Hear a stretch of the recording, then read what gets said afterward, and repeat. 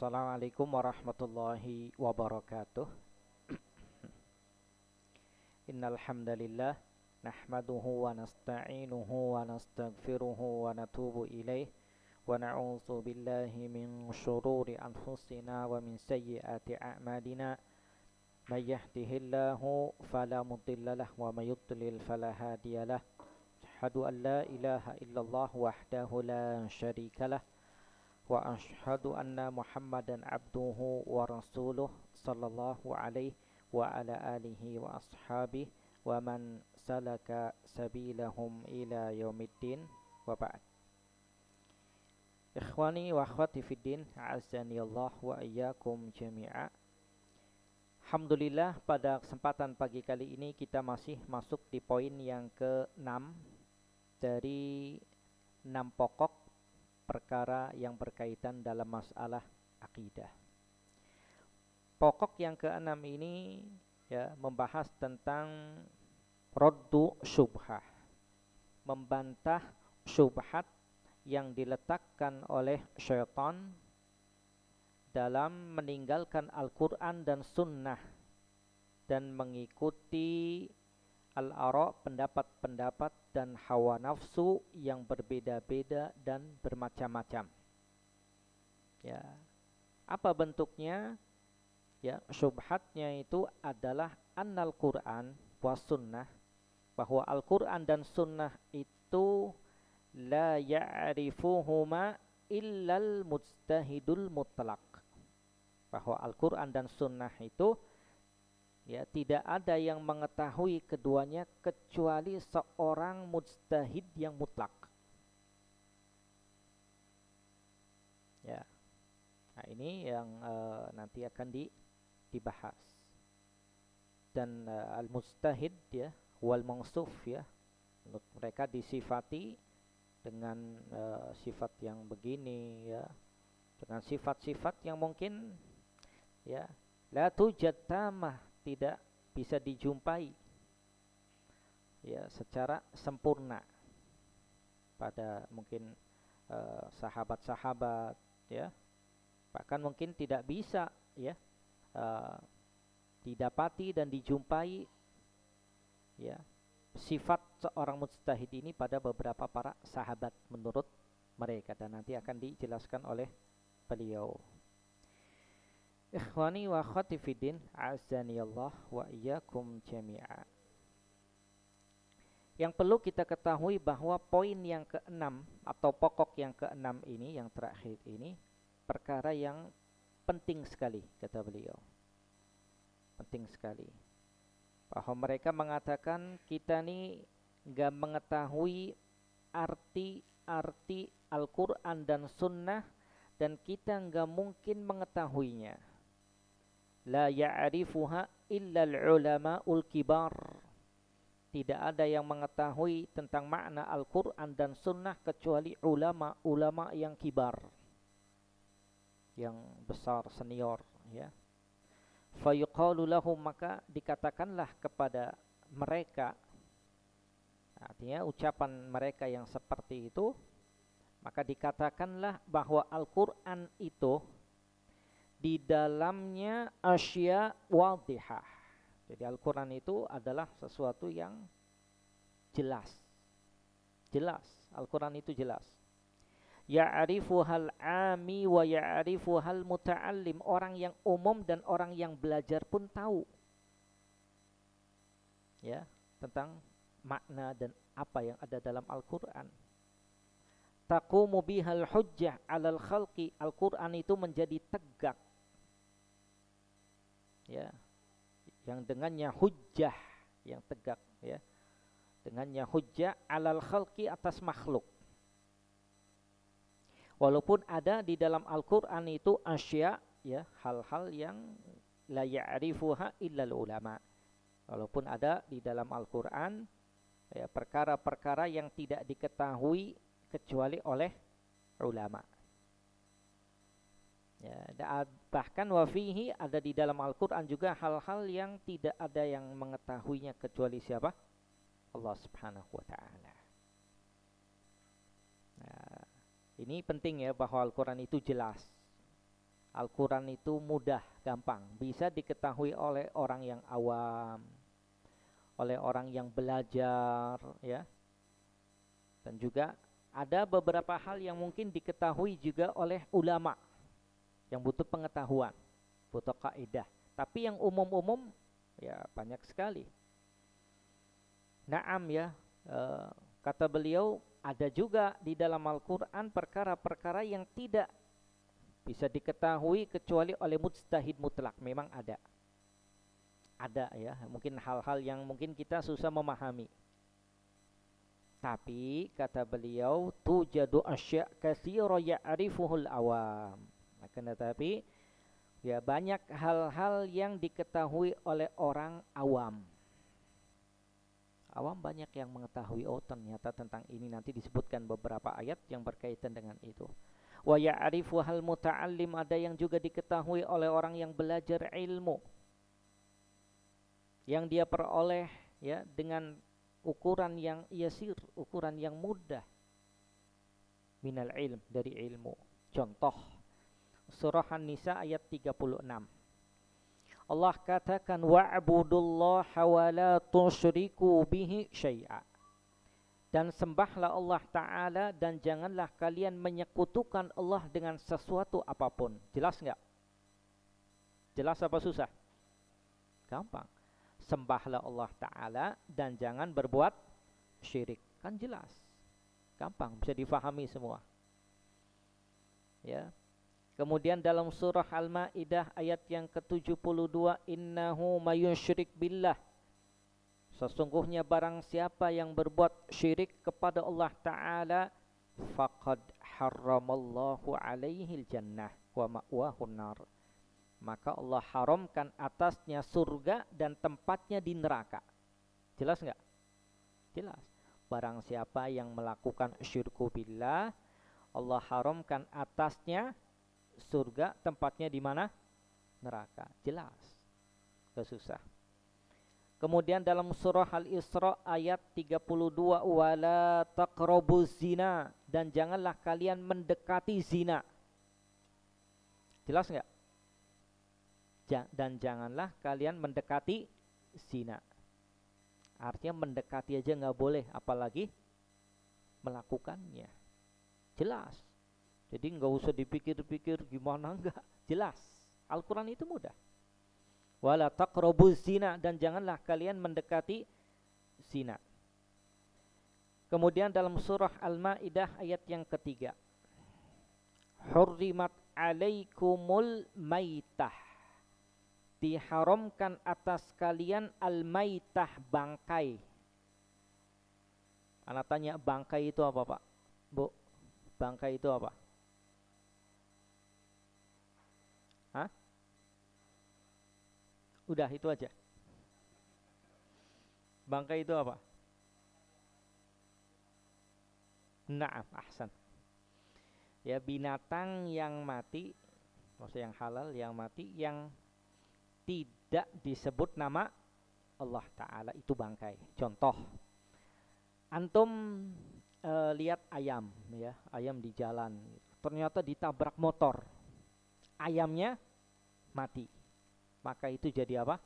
Bangkai, tidak boleh dimakan. Kenapa? Hurrimat alaikumul maitah, diharamkan atas kalian bangkai. Walaupun ayam halal, cuman karena mati tadi ya, bukan karena disembelih dengan menyebut nama Allah Ta'ala, jadi bangkai, nggak boleh dimakan, haram. Ada lagi sapi. Sapi harganya berapa? 25 ya, 30. Qadarullah, sapinya jalan, kemudian ditabrak mobil, sapinya mati. Boleh dimakan nggak? Kenapa? Ya harganya mahal. Hah? Tetap nggak boleh. Ya, karena jadi apa? Jadi bangkai. Wala ta'kulu mimma lam yuzkarismullah alaihi. Bahkan kalaupun kurban, antum jadi panitia manggil jagal kurban, ternyata jagal kurbannya lupa menyebut nama Allah Ta'ala, jadi apa? Jadi bangkai. maka hurrimat alaikumul maitah, diharamkan atas kalian bangkai, berarti nggak boleh dimakan. Ustaz, gimana kalau ikan? Nah, ini pengecualian ya, karena hewan apa? Hewan laut boleh ya, bangkainya halal. Tapi ada lagi yang mensiasati karena di laut, akhirnya ayam yang tadi mati dilempar kemana? Ya nggak boleh ya, karena dia udah jadi bangkai. Kecuali ikan ya yang memang mati ya, maka itu halal. Kemudian dalam surah An-Nur ayat yang ke-30, Allah katakan, qul lil mu'minin yaghuddu min absarihim wa yahfazu furujahum. Katakanlah kepada orang-orang yang beriman ya, agar mereka menundukkan pandangan-pandangan mereka dan menjaga kehormatan-kehormatan mereka bagian bawahnya. Jelas nggak? Jelas. Perintah menundukkan pandangan dan menjaga kehormatan dia. Begitu pula untuk wanita. Jelas ya, tidak ada yang ini, kata beliau, umurun wadihatun. Ini perkara-perkara yang jelas, ya'rifuhal ami iza sami'aha, yang bisa ya diketahui oleh orang yang awam apabila mendengar ayat ini, gampang. Ya. Adapun ya, tatkala meletakkan syarat untuk mujtahid mutlak ya, yang tidak bisa didapat kesempurnaan ya, kecuali dari manusia yang paling afdal ya, seperti Abu Bakar, umpamanya Umar ya. Maka yang seperti ini ya, mereka membuat syarat menurut pribadi mereka. Maksudnya mestinya seperti Abu Bakar gitu. Umar ya berat. Ya, terlebih di zaman kita ini orang belajar ilmu itu sangat sedikit minatnya. Bahkan semangatnya pun rendah. Semangatnya rendah, terutama di kajian-kajian rutin. Nah, ini kadang semangatnya semangat momen-momen tertentu saja. Tapi yang kajian rutin yang itu membahas tentang matan, tentang kitab, biasanya peminatnya sedikit kurang. Tapi disitulah ilmu yang akan menancap pada dia. Ya, dan menyamakan kita dengan para sahabat ya, mesti seperti mereka ya, tentu berat. Paling tidak kita berusaha untuk mengikuti jalannya Pak sahabat radhiyallahu anhum.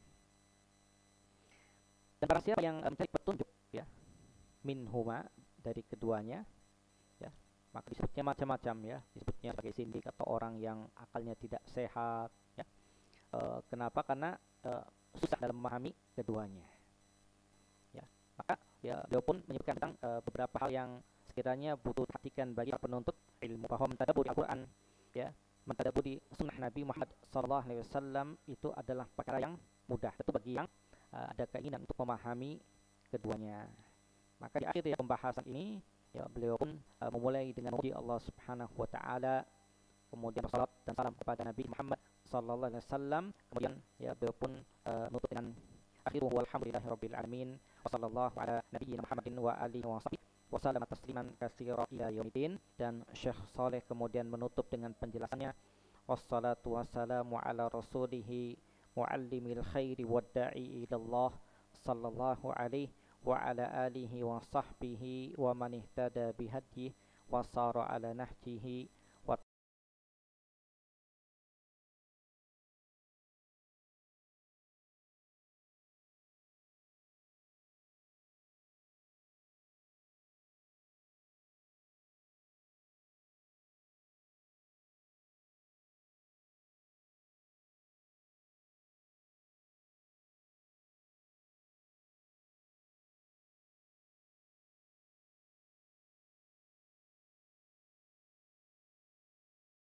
tamassaka bisunnatihi ila yaumiddin walhamdulillahi rabbil alamin.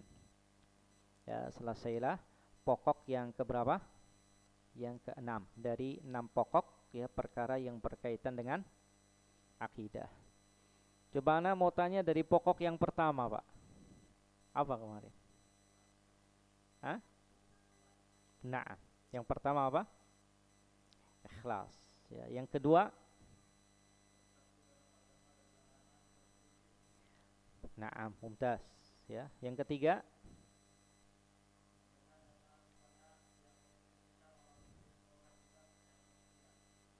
yang keberapa tadi?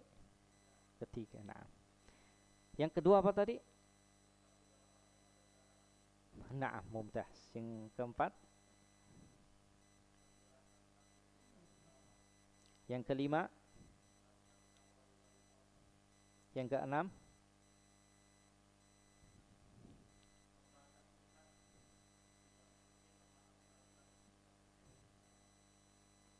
na'am.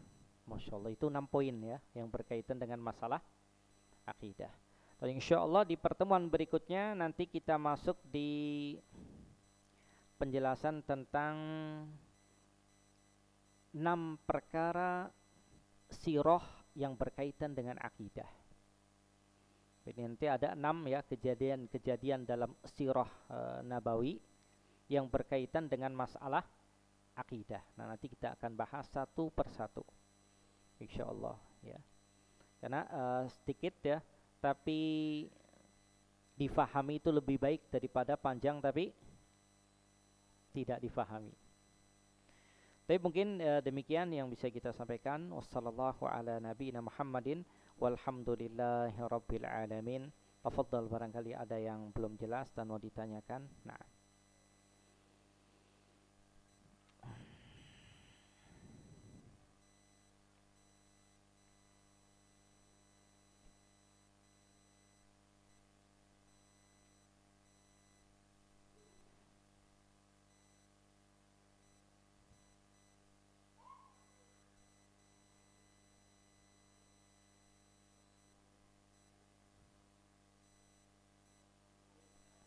Nah, foto.